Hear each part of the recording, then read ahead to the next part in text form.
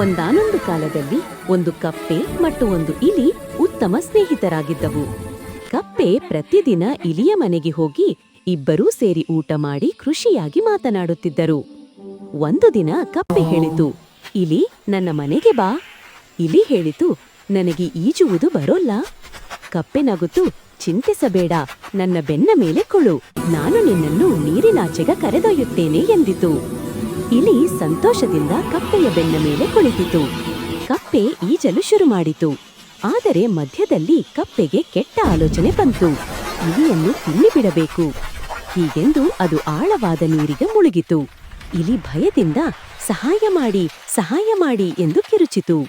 ಆಕಾಶದಲ್ಲಿ ಹಾರುತ್ತಿದ್ದ ದೊಡ್ಡ ಹದ್ದು ಇದನ್ನು ನೋಡಿ ಕೆಳಗೆ ಬಂತು. ಇಲಿಯನ್ನು ಚಂಚುವಿನಿಂದ ಹಿಡಿದು ಹಾರಿತು. ಆದರೆ ಕಪ್ಪೆ ಇಲಿಗೆ ಹಿಡಿದುಕೊಂಡಿದ್ದ ಕಾರಣ ಕಪ್ಪೆ ಜಾರಿ ಕೆಳಗೆ ಬಿದ್ದಿತು. ಹದ್ದು ಇಲಿಯನ್ನು ಕೊಂಡೊಯ್ಯಿತು.